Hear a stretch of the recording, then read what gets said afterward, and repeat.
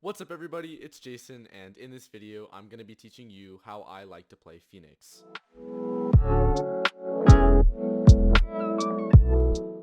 In Valorant there are 4 different categories of agents. You have your sentinels, your duelists, your controllers, and your initiators. And Phoenix is a duelist. What duelist specializes in is getting that first pick for their team and entering into any bomb site or any area of the map. So when you are playing Phoenix, your main goal is to be the front line for your team. You want to be the one that is dying for your team.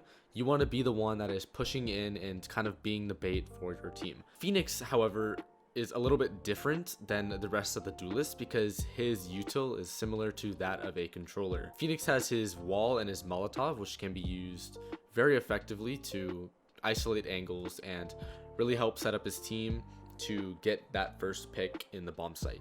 No matter what the circumstance is, your util is better suited to be the first person into any area of land than any of the other agents in this game, because say you have an Omen and a Phoenix alive. Phoenix is going to be the one that is going to be entering into the bomb site as opposed to the Omen, because Omen smokes and blind is more valuable and Phoenix's flashes are more fit for that role. Now that we've kind of briefly reviewed Phoenix's playstyle within the game, let's kind of go over his utility and show how effective it can be for getting him the first pick and being the entry for the team.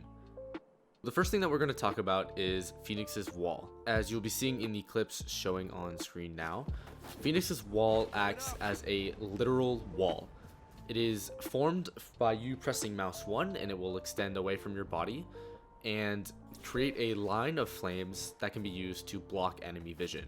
What's interesting about smokes in this game is that smokes usually act as a literal wall as of the time I am making this video. And by that I mean if I flash on one side of the wall, everything on the other side of the wall will not be blinded.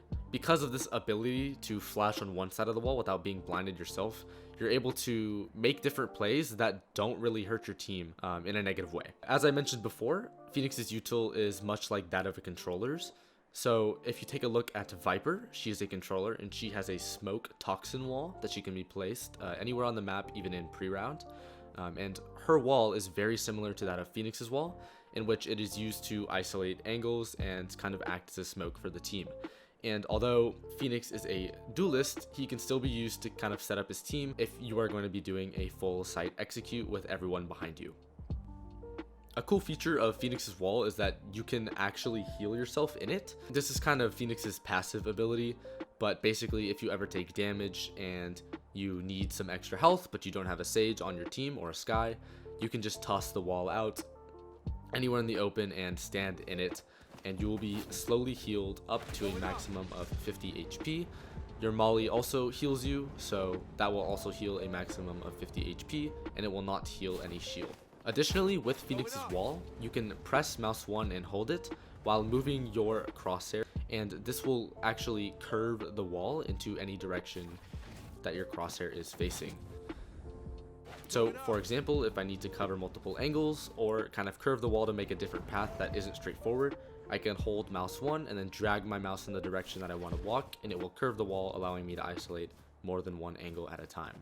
Another cool feature of Phoenix's wall is that if you aim your crosshair above any literal wall in the game, the Phoenix wall will phase through it and continue going on the other side of it. Whereas if you aimed your crosshair at the wall itself, then the Phoenix wall will slam into it and stop and not continue. Next, let's move on to Phoenix's flashes. So these flashes can curve around any wall, and they aren't a straight flash that you will throw, say as if you were playing Reyna. Instead, these can be used to curve around a wall and flash the enemy for about 1.2 seconds if directly hit. Sometimes these Phoenix flashes are very easy to see, and the enemy can turn around once they see them flying towards them, and this can cause a smaller effect on the enemy when it comes to being blind. And so watch out for any enemy turning away from a Phoenix flash, as they will not be fully blind for the 1.2 seconds and can even be half blind and just kill you immediately after. The flash's curve starts wherever your crosshair is pointed. So say you want to do a low curve and kind of throw the flash towards the wall and curve it around towards the ground. You can aim your crosshair towards the ground and then curve it, and it will be a lower flash towards the legs and feet. However, if you want to do a super high flash to maybe even flash over a wall, you can aim your crosshair up and it will curve away from your crosshair there. As I mentioned before, Phoenix flashes will not blind on the opposite side of the wall that it's popping at. So this can be coupled with your Phoenix wall super well, and you can flash through the wall without blinding yourself or your teammates and be able to get a pick on the other side on an unsuspecting enemy. Additionally, if you time it right, you can peek right as the Phoenix flash pops, so you can actually see the animation of it popping without actually being blind.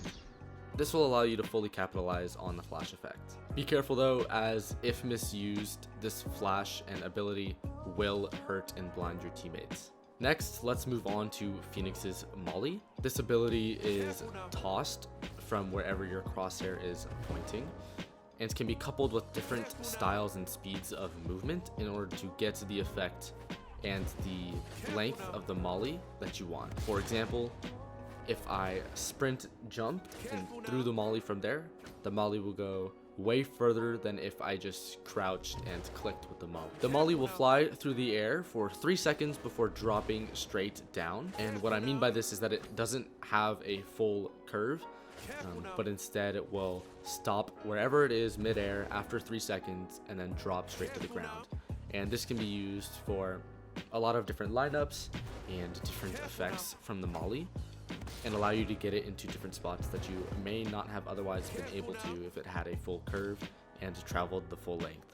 The Phoenix Molly also has a right click function, so instead of tossing it using mouse 1, you can toss it using the right click button on your mouse, and it will kind of underhand it right in front of you instead of overhanding it into a completely different location. Also, just like the Phoenix wall, this ability will heal you up to a maximum of 50 health points, and can be used for some quick health if you ever need it and you don't have a Sage or a Skye nearby. Although the Phoenix wall will heal slower than the Phoenix Molly will, the Phoenix Molly and the Phoenix wall both heal the same amount. Lastly, let's move on to Phoenix's ultimate. His ultimate is basically a second life, and wherever you press your ultimate button is where Phoenix will be teleported back to once the Phoenix ult timer runs out. It's basically a checkpoint, and you can run around the map and use any utility that you want, and you can shoot your gun at any enemies. And if the timer runs out, you'll be teleported back to the original spot where you started, or you will teleport back to the original spot where you started if you take full damage. I call this a second life because this is basically another chance for you to get a pick on anybody that's not expecting you to be ulting there without even risking your own life for it, because say you do lose the gunfight against somebody that's there, you'll just be teleported back to the original spot where you started your ultimate. Phoenix's ult costs 6 ult points and can be used anywhere throughout the map.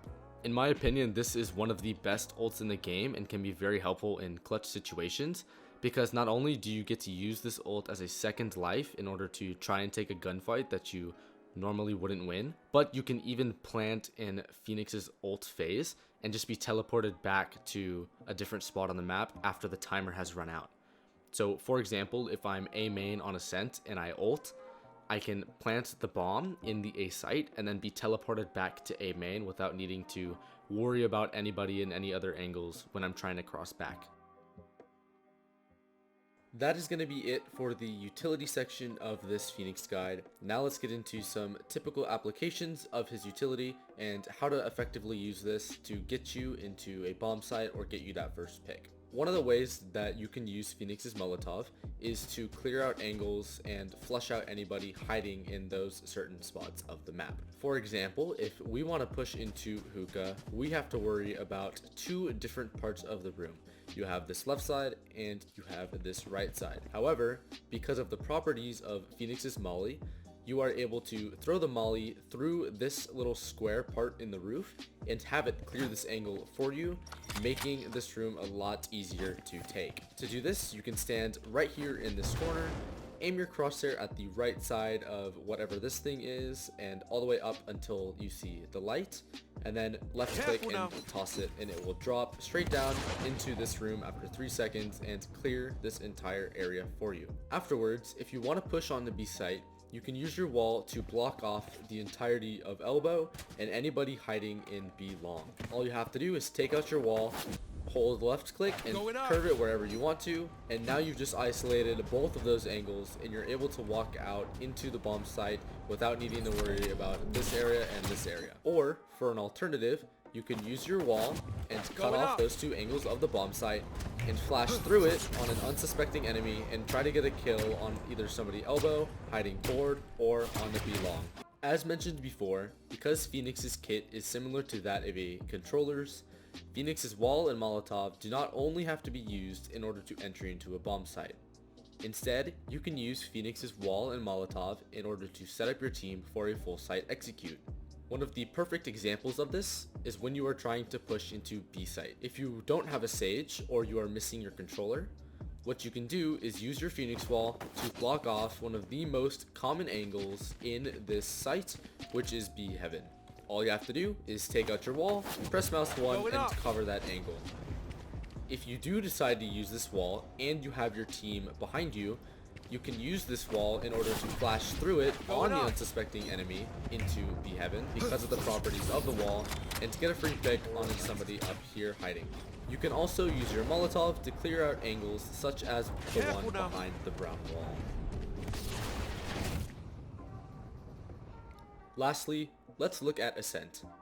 Because of the properties of Phoenix's kit, you can do some pretty cool lineups. For example, if I wanted to get a Molotov behind the generator on a site, I can do this lineup where you jump up on to this little ledge, line up your crosshair with this part of the building, and run and jump off of the ledge.